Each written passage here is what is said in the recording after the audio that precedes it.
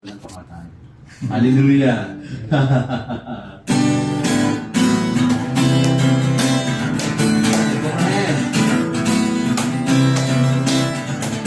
Mahal na mahal kita, Panginoon. Love Jesus.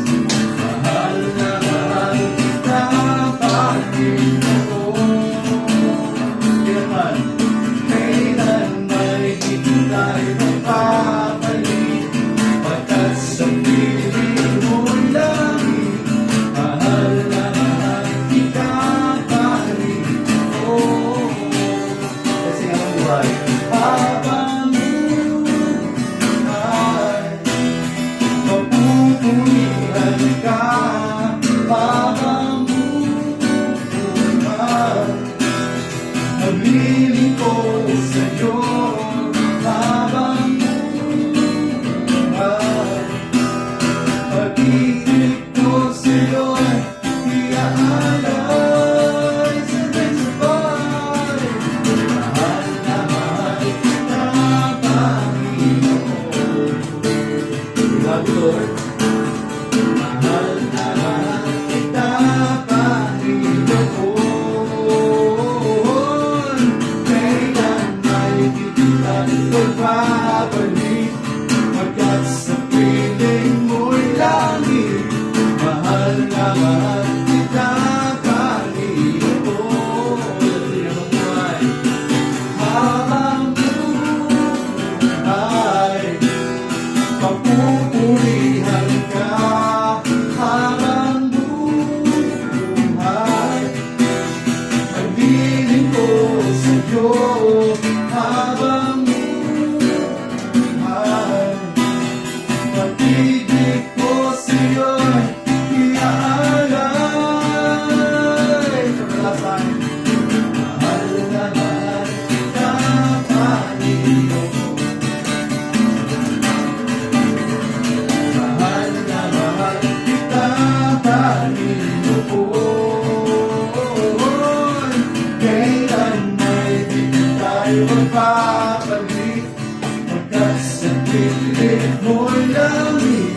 Mahal na mahal kita, Panginoon.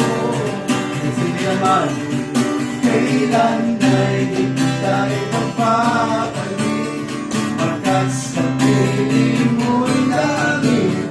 Mahal na mahal kita, Panginoon. Let's build this home. Come to you with powerful praise today. Hallelujah. Now for our last worship song for today, let's sing of His love forever as we dedicate this home for Jesus and also bring this home for God's glory. Hallelujah. And I can sing of your love forever. I can sing of your love forever. Yeah. I can sing of your love forever. I can sing of your love. Let's sing over the mountain, church.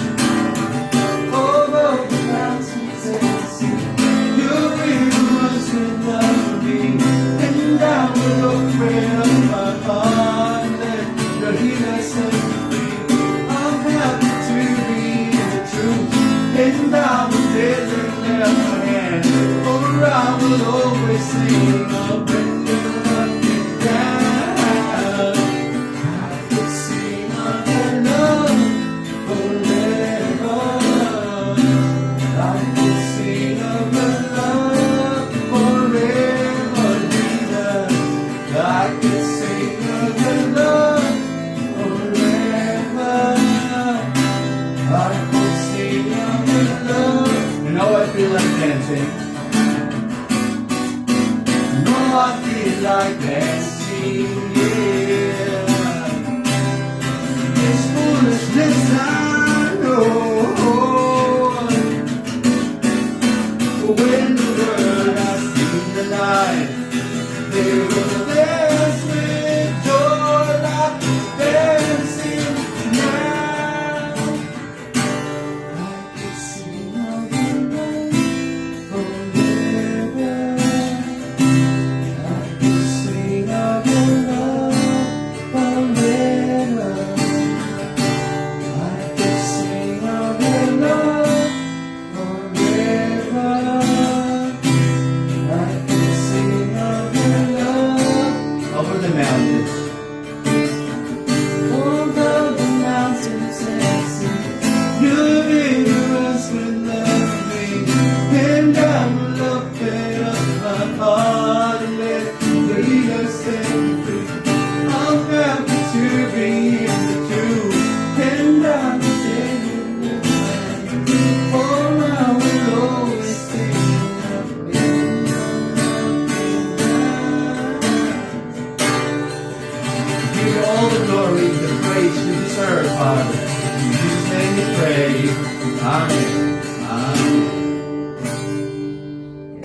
seated. Thank you for worshiping Jesus today. All right. Thank you, thank you. Okay. We welcome you, of course, yung mga kamag-anak ni Karen and Jeremy ay nandito upang i-dedicate. No? Bakit ito ginagawa itong house blessing, house dedication? Alam nyo, ito ay hinango dito sa Leviticus 8 and maraming mga verses, but I would just explain it quickly para po meron tayong background dyan. Maganda alam natin ba't natin ginagawa ito. Then Moses took the anointing oil and anointed the tabernacle and everything in it, and so consecrated them. Consecrate, italaga, ialay. No? Kaya ginagawa ito sa bahay, medyo din sa bata, nagagawa ko rin yung dedication ng bata. No? So, bakit ba nilalagay ng oil? No? Para saan yung oil? Actually, yung ginagamit dati, hindi yung olive oil. Ang gamitan ngayon, mamaya natin ay baby oil. Pwede naman siguro yan. Ipag-pray lang natin. At yun ginagamit na dati. What is foreshadow? Anointing of the oil is foreshadow the Holy Spirit. Kasi kung Old Testament, as we study, hindi papahabain, mahaba ito, pag piniscuss ko ba, wala namang Holy Spirit na kilala nung panong Old Testament. Tama? Yahweh, God the Father, ang kilala. Si Jesus nga, nandun lang sa langit o nandyan lang, hindi rin siya kilala ng Jesus Christ. So, mahabang kwento yan, pero I know you knew it already. But the purpose is, when God told Moses to do it sa tabernacle, is for the tabernacle to be offered to God. Consecrate, i-offer. Gaya ng gagawin sa bahay na ito. Why? There are many things that we need to do. As this home, of course, beloved home ni Norlin, ni Jeremy, of course, shared na rin ng mga kamag-anakan para sa pagpapala. Ay, ito'y gagawin natin. Bakit? Ba't mo ginagawa ang house blessing? For what reason? Bigyan natin ng mabilis na mga dahilan. No? First, to invite the presence of the Holy Spirit to live in hope in every home. Just like this. Siguro iba ginagawa, binibisi ka ng magic, iba yun, di ba? Sa atin hindi eh. Kasi naniniwala tayo na kapag isang tahanan na i-dedicate o inalay talaga sa Panginoon, ito ay pamamahayan ng Holy Spirit kasama ng mga taong nandun. Bakit? No? Number 2, to drive out any ungodly or evil spirits from your home. I would not believe in territorial spirit or bad spirits. But sandali lang, hindi ko alam ni Sterling, si Church ko to. During our full-time shift in church in Bulacan, full-time shift namin doon, mayroon nagkakalumpag sa taas, may maingay. I don't know kung nakarinig kayo gano'n. May mga spirito talaga. No? Hindi ako naniniwala. Church po yun. Church namin yun. So, church yun. So, may nagsasayaw, may nadala ng kadena, pero simbahan po namin ang born again church. So, why? There are territorial spirits, there are bad spirits, imitating somebody, but that's one purpose. But mayroong house dedication, house blessing. To drive out demons and negative spirit or evil spirit out of the home. This is important if you're not living in a newly built home previously inoccupy ng ibang tao. Pag example, may taong tumira doon, kailangan mo rin talagang ipag-pray. Kasi those people you occupied may do something ritual, evil things on the home na kailangan nating ipag-pray para ma-renounce at ma-rebuke. Mahalaga po ito. And to ask for protection over the family and the self and the owner. That's another thing. What else? To ensure protection over the home for any unseen dangers and calamity and tragedy. Napakahalaga po ito eh. Kasi sa iba siguro wala masyadong kwenta yung house dedication or house blessing. But we are Christians. Everything na pinagpagura natin ay inaalay natin sa Panginoon. Because what? You want to commit this home, this condo unit to God. Alone. Why? Is the reason. He is the blesser. He is the rewarder. That's why you want to give back the glory to Him. Because we want to let know that all the demons, they have no part in this place. Because this is the house of God. Because the people who reside this believe in Jesus and worship Jesus alone. And that's the main purpose of having this house blessing. Gusto lang po nating bigyan. Sabi sa Psalm 127, unless the Lord builds the house, those who build it labor in vain. Unless the Lord watches over the city, the watchman stays awake in vain. So, napakahalaga, for I end this quick message why we're doing house blessing na ginawa nila Moses noon. Because God created the family structure and created us, community, and for this home to be a sacred place for God and for the children in the next generation. And we want to believe and to shout with victory that God resides in this place. God is in this place and God wants to meet us in this place at the same time. Yun po yung kahalagahan ng house dedication na ginawa ni Moses sa tabernacle. Tabernacle before with Moses where God and man meets for history's sake. Kasi sabi nga natin, ba't mo ginagawa? Kailangan alam mo.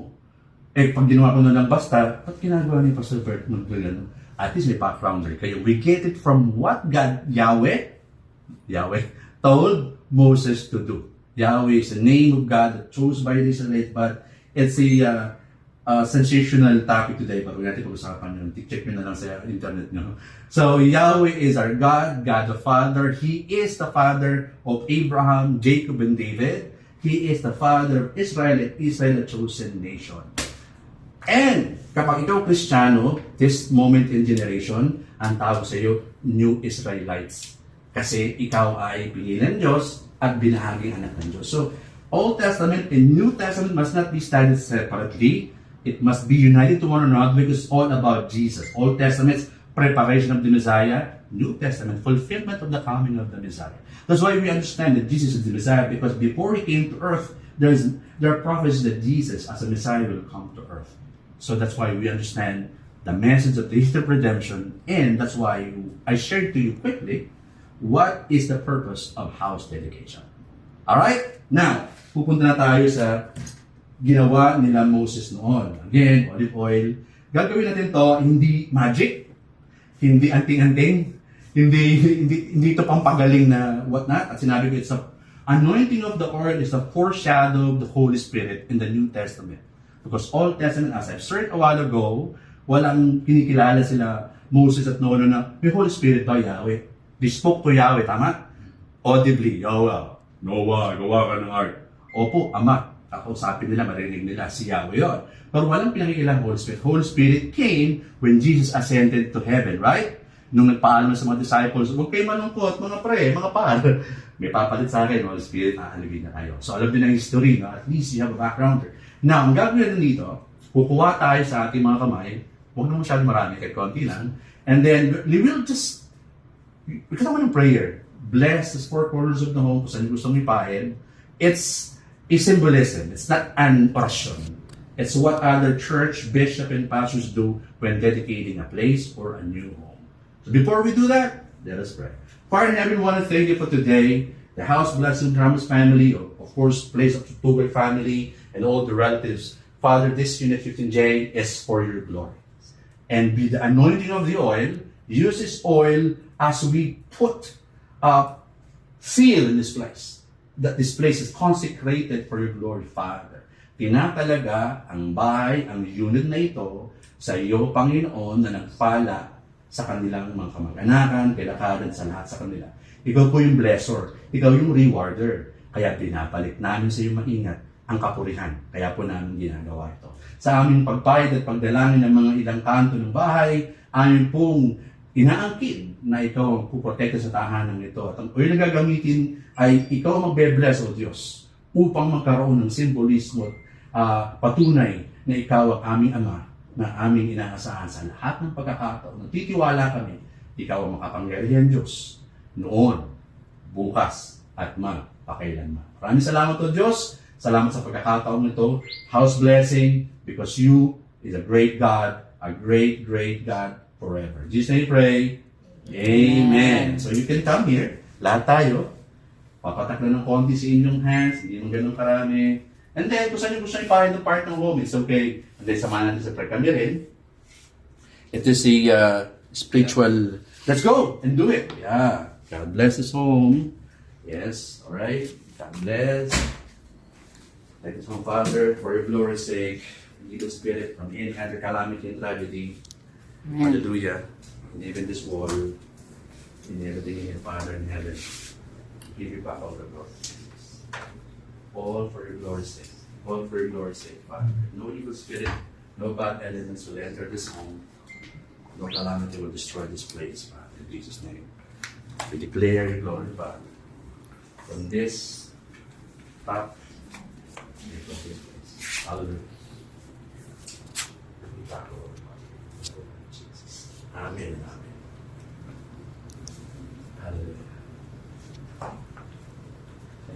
name of Jesus. And we dedicate this place that you saw consecrate this place, O Lord. Consecrate this place. This is for you, Lord, Father. This house is for you. Dedicated for you, Father.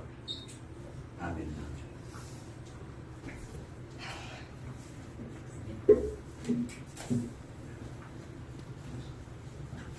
Hallelujah.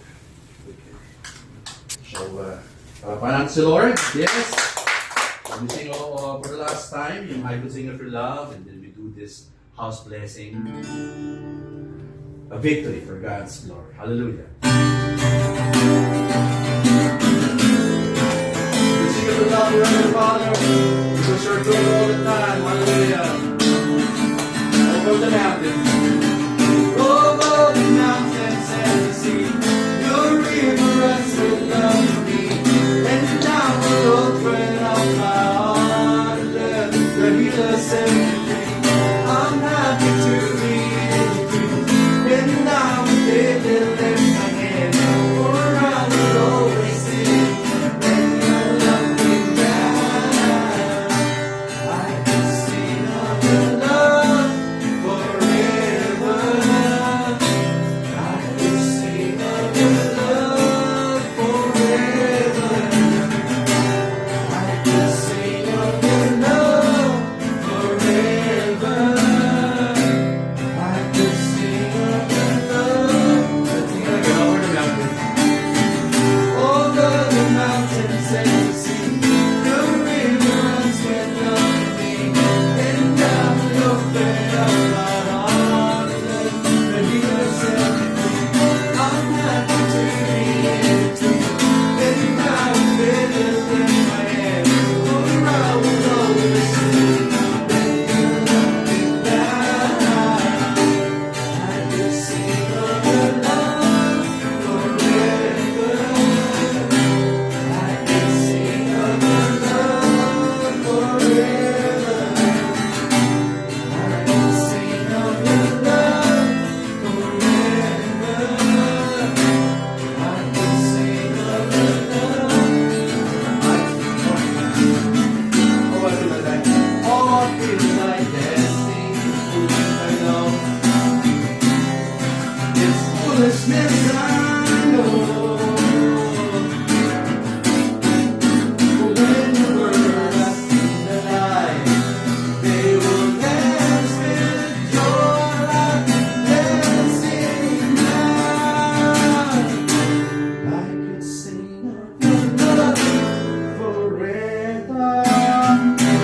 I could sing of your love forever. Yeah.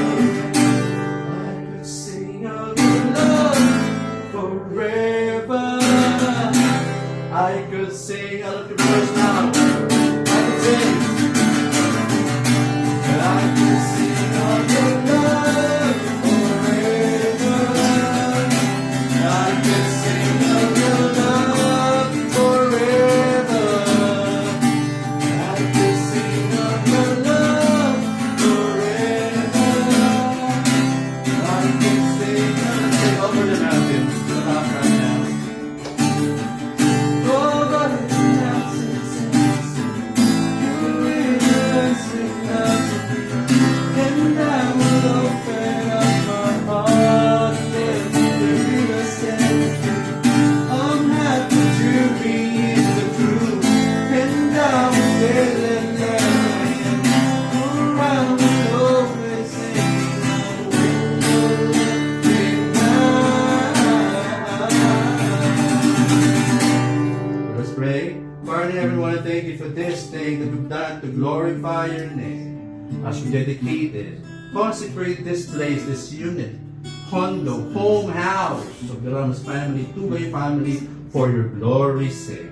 Maingat po namin binabalik ang kapurihan, ang kalawalatian na tayo ikaw lamang ang may-ari. Ito ang aming dalang sa Pangalan ni Jesus.